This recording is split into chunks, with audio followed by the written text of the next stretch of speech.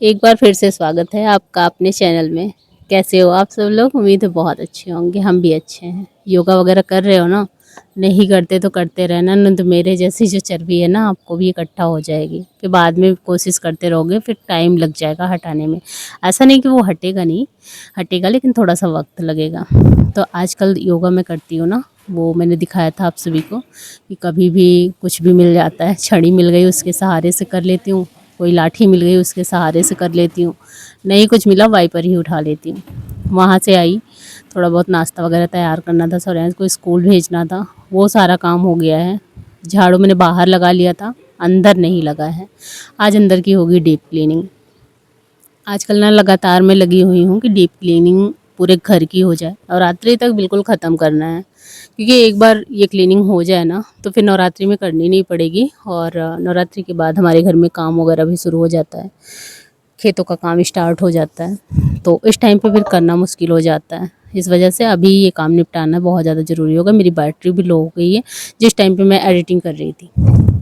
तो ये है मेरे बच्चों का रूम, और मेरे बच्चों के रूम में मेरी बेटी और बेटे दोनों रहते हैं। मतलब बच्चों का रूम मतलब दोनों का बेडरूम है ये। यहीं पे वो पढ़ाई करते हैं, यहीं पे मस्ती करते हैं, और इस कमरे की देख रेख थोड़ा सा कम करते हैं। बिटिया करती है, बेटा नहीं करता। तो धीरे धीरे सिखा रही हूँ उसको भी। देखो, बेटी हो या बेटा, थोड़ा बहुत काम दोनों को सिखाना चाहिए। सबसे पहली चीज़ तो उनकी जो बुक्स वगैरह हैं वो कैसे रखना है, कैसे नहीं रखना है, बिस्तर सही रखना है। चलो ठीक है, कुछ बिस्तर मतलब पूरी तरीके से ना सही कर पाओ, लेकिन इतना कर लो कि वहाँ बैठने उठने लायक रहे। इतनी शिक्षा तो देनी पड़ती है।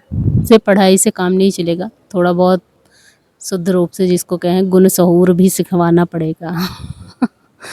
तो आज जो क्या कालीन वगैरह भी झाड़ना था, इस वजह से मैंने बोला नहीं।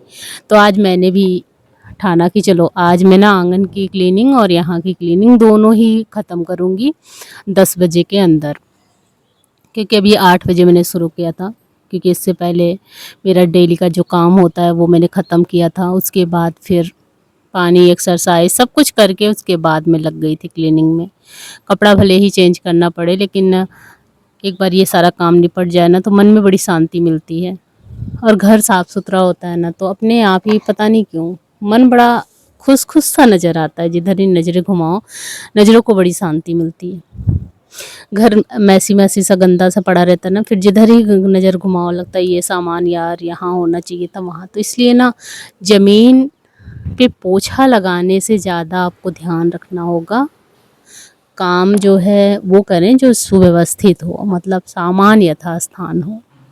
तो अभी मैंने पूरी चीज़ों को अच्छे से रख दिया है। ये है मेरे बच्चों का पूरा रूम, यहाँ है टेबल, और यहाँ पे मैंने एक अलमारी रखी है जिस पे इन लोगों का जो बुक्स वगैरह होता है एक्स्ट्रा वो रखते हैं। यहाँ पे एक बोर्ड है जो सौर्यांश के बड़ा काम में आता है। पहली बात तो वो ड्राइंग करने का शौकीन है, तो ड्राइंग करता है उस पर। और जब फेस्टिवल आता है ना तो फेस्टिवल की ड्राइंग करता है, डेट मेंशन करता है। और जब उसका एग्ज़ाम शुरू होता है ना तो उस पर अपना टाइम टेबल लिखता है ताकि उसे याद रहे किस दिन क्या है। मतलब उसका जो ये हमेशा का काम है वो मैं बता रही हूँ।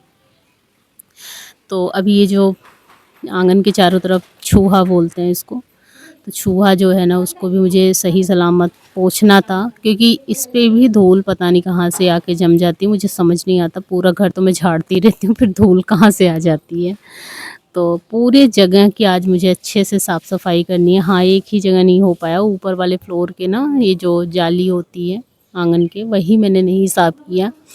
और हर जगह तो सफाई हो गई, फिर बाद में मुझे याद आया तो वहाँ बाद में कर लूँगी। तो यहाँ पे पूरी तरीके से अच्छी तरीके से झाड़ रही हूँ। पतिदेव बोल रहे हैं रहने दो, मैं किसी दिन झाड़ूंगा, झड़वा लूँगा। तो मैंने कहा आप रहने ही दीजिए। और बिस्तर वगैरह भी मुझे साफ़ करना था, तो जहाँ पे जो बिस्तर निकल रहा था उसे मैं वॉशिंग मशीन में डाले जा रही थी, और वहाँ से धुल धुल के निकल रहा था छत पे डाल रही थी। तो ये सारा काम आज ना बराबर लगा हुआ था। बेडरूम मेरा क्लीन हो चुका था, बच्चों का रूम अभी मैंने क्लीन किया है, किचन मैंने कल रात में धुल दिया था, जब क्लीनिंग किया था तभी मैंने धुल दिया था। तो बस बचा यहाँ पे झाड़ू लगाना। झाड़ू लगा के धुलेंगे तो नहीं क्योंकि बारिश का मौसम बना हुआ है, धुल देंगे ना तो फिर क्या होगा कि सीलन सीलन सा हो जाता है, फिर बदबू अजीब सी आती है सीलन वाली।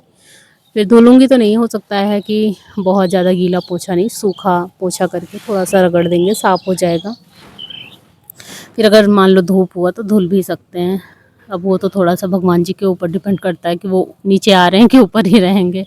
वैसे नीचे आ जाएँ तो ज़्यादा अच्छा है, थोड़ा सा बारिश वारिश करवा दें, क्योंकि मौसम इतना ज़्यादा गर्म हो रखा है कि सर पूरा मतलब फटा जा रहा है। तो अगर आप लोगों भी ने नहीं किया है ना, तो नवरात्रि की तैयारी कर लो, क्योंकि अब ज़्यादा टाइम बचा नहीं है। और ज़्यादा टाइम जब बचा नहीं होता तो मन में हड़बड़ाहट सी होती है। पूरा घर, अभी मुझे ना छत की क्लीनिंग भी करनी है, मतलब ऊपर वाले फ्लोर की तो हो गई है यार, मतलब छत पे झाड़ू लगाना है, सब कुछ सही करना है वहाँ।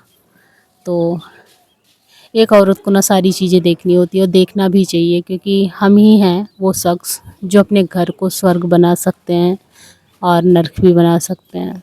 तो स्वर्ग बनाने की तैयारी करो, क्योंकि सुबह सही समय पे उठोगे, समय पे सारा काम होगा, तो ये सारे काम करने का ना जो टाइम है वो निकल आता है।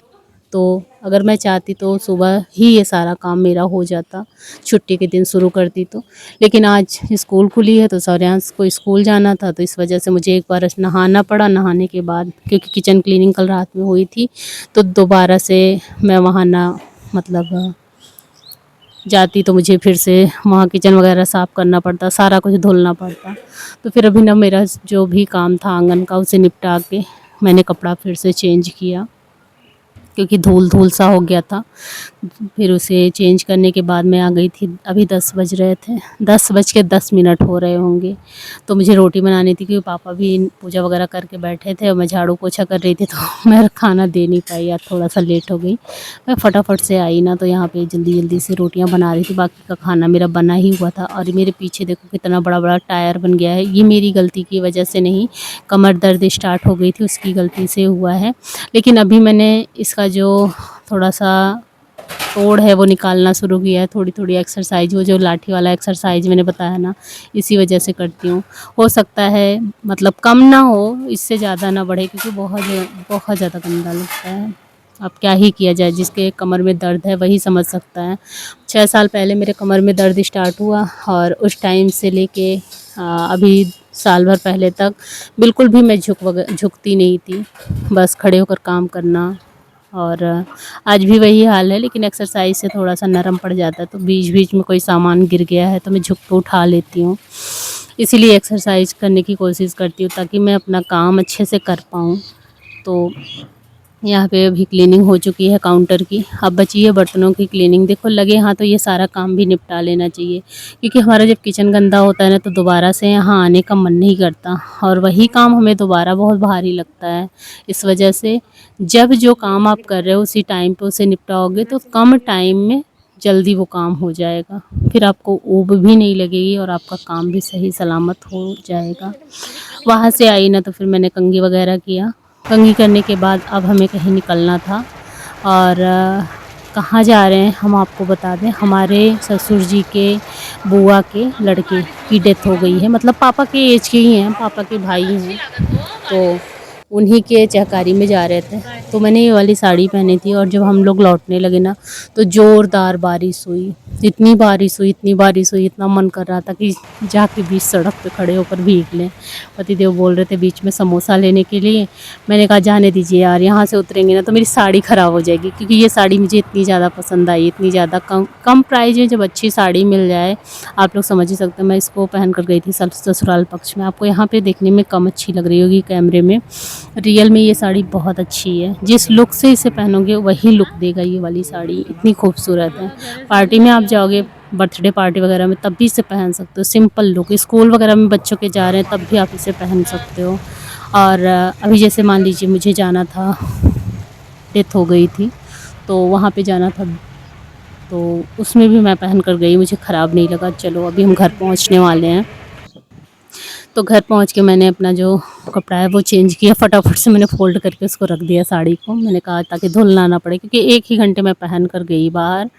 तो मैं साड़ियाँ बता दूं आप लोगों को, अगर बीच में मैं खाई पी नहीं रहती और मेरी साड़ी साफ़ सुथरी होती है ना, तो मैं बार बार साड़ियों को धुलती नहीं।